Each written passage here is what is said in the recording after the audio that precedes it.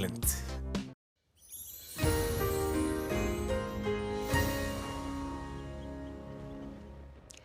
Komið þið sæl, við erum hér á að skoða gervitunglamynd sem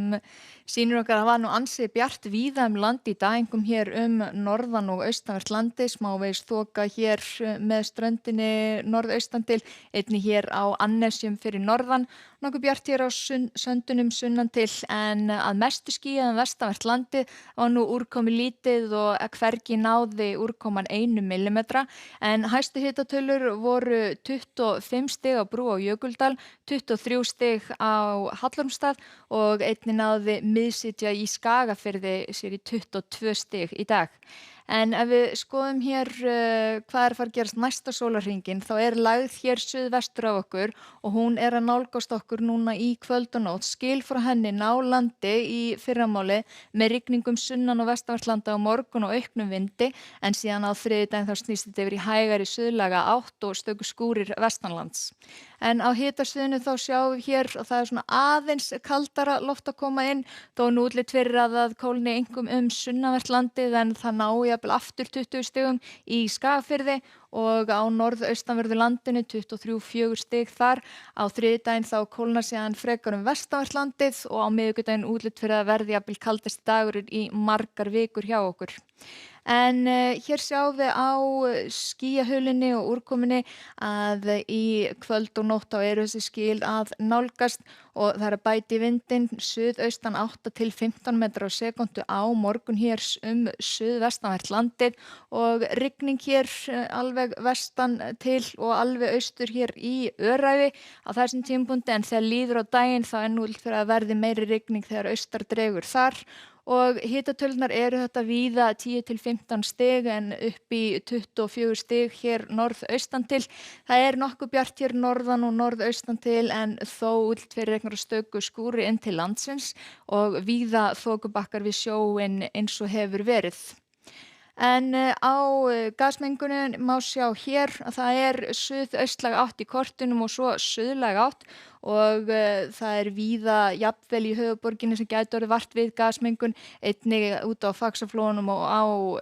Snæfellsnesi en það er að gera að skoða loftgæði.is til þess að sjá hver gildin er í sinni heimabyggð. En síðan þegar við horfum fram á kvöld þá snúast í suðlæga og suðvestlæga átt með skúrum vestanvert landið og á þriðjudaginn þá er þessi hægari suðlæg átt hjá okkur og útlit fyrir skúri hér vestanlands, jafnvel einhver stöku hér suðaustan til en þó brotnara þar, meiri líkur á sjást til sólar á þeim slóðum, bjart hér norðan og norðaustan til og hlýjast þar alveg upp í 20-21 stig en þó heldur að kólna hjá okkur. Og síðan á miðvikudaginn þá er útlit fyrir að það verði suðvestlæg eða vestlæg átt hjá okkur. Þetta er svona 5 til 13 metrar á sekúndu, gæti verið hvassari hér suðaustan til, víða einhver skúrir eða væta og úrkomi lítið hér allra austast. Ekki